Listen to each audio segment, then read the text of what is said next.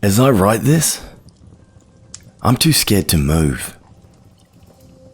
I see it in the reflection.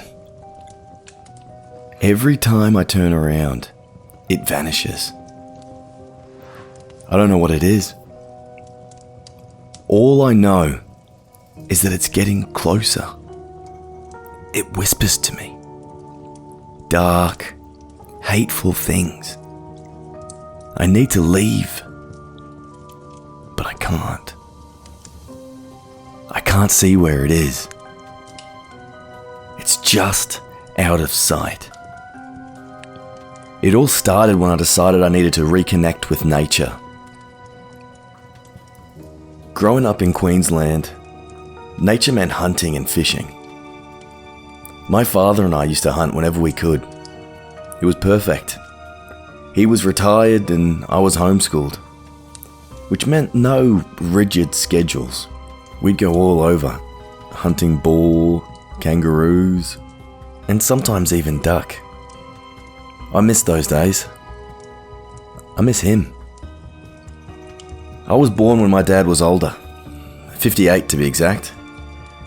My mother, his second wife, she was about 36. People used to make jokes about the age gap, but it never seemed odd to me. Mum wasn't some young girl swept off her feet. She was grown, with a career. When I was little, strangers always mistook my dad for my grandfather. Eventually, I stopped correcting him. I loved having an older dad. He always had time for me. When I was 19, my mum passed away from cancer, and my dad followed soon after. If you ask me, I think grief took him. With both of them gone, I was left with a house to maintain, which meant no time for college, no time for hunting either. I missed the woods. It was where my dad and I had our best talks. So 3 years after he passed, I finally made the time to return. I put in for all 40 hours of vacation for opening boar season. November 15th, I loaded up my dad's old Ford, my lever action 30-30, a 2-person tent, and my dog Moose. I had a week to myself and a boar tag to fill. The night before I left, my girlfriend Shoko stayed over. She was going to watch the house while I was gone. Sometime during the night, she started talking in her sleep. It was usually nonsense, or sometimes Japanese, but what she said last made my blood run cold. "You're going to die out there." I woke her up and told her what she said. She admitted she'd had a bad dream. Something about me being attacked by a boar or a bear or something. I just laughed it off, reminding her there's no bears in Australia. As long as I kept my camp clean, I'd be fine anyway, not attracting any animals. Hindsight's 20/20 though, isn't it? I should have listened to her. I should have stayed home. At 5 a.m. I hit the road, Moose snoozing beside me.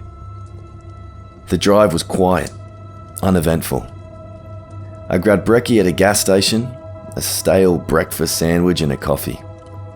Moose only woke up for his share of the hash brown, like usual. When we reached the campsite, Moose bolted out, sniffing everything. But then he froze, staring down a slope, his tail low, kind of whining as well, not like he was fearful, but eager. My eyes followed hers, and I saw it. A lean-to tucked beneath the trees. My gut twisted, something wasn't right, and I grabbed Moose and I drove off, searching for another site further north. I'd seen enough horror movies to know better than to stick around an eerie, abandoned structure. 5 miles deeper into the woods, I found another spot on higher ground. Good for drainage. And you know what? Moose liked it better too. 3 bars of service. Not great, but enough. Not bad. The first night we sat by the fire. I roasted marshmallows and Moose curled up at my feet. The darkness beyond the fire felt thick, oppressive. Moose was on edge, his eyes darting around. Then, it happened. A sharp snap of a twig beyond the fire's light. I turned. For a moment, I swore I saw someone. But when I blinked, they were gone. Just the afterimage of a fire, I told myself. Just my imagination, I told myself. The next morning, we set out to hunt. The ground was damp, leaves slick with dew, making for silent steps. I found a perfect spot. An old oak tree surrounded by fallen acorns. Hours passed. Then the perfect boar appeared. Massive. But just as I raised my rifle, something startled it, and it bolted. Something on all fours. It moved like a man crawling, fast and unnatural. I pulled out my binoculars, but by the time I focused, it was gone. Moose didn't react, funnily enough. My mind screamed, oh, it's a predator, but my heart kinda told me something else. On day 5, I finally got a boar. Moose wagged his tail as I dressed it, throwing him all the scraps. As I packed the meat into my cooler, I saw it again. A dark shape moving just beyond the trees. I left that afternoon. Couldn't leave fast enough, if I'm honest with you. Driving back, I saw another lean-to. New, freshly built, like the one before. I kept my foot on the gas, heart absolutely pounding. Every shadow on the way home seemed to shift.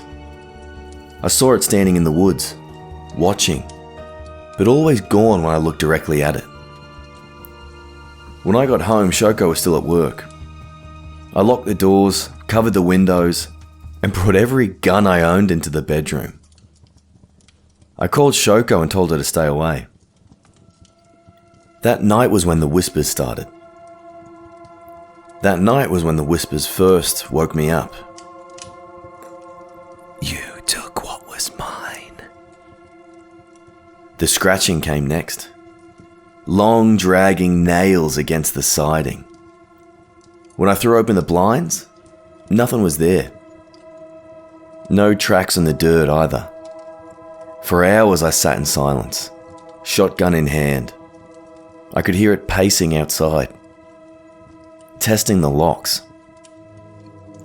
At about 7 p.m. I heard the front door click. I froze. Then, the door creaked open. Shoko's voice called from the hallway. Tommy, are you okay? I crept out, shotgun raised, only to find her standing there. Tears filled her eyes as she took in my wild appearance. She begged me to shower, to eat something, and I relented. After I ate, I felt calmer. Shoko curled up in bed, exhausted. I placed the boar head outside, hoping it would satisfy whatever hunted me. When I went for my shower, well, turns out Shoko forgot to lock the door. I came back and started doing some work on my laptop, and God bless her, Shoko was massaging my shoulders. I walked out into the living room, and guess what I saw?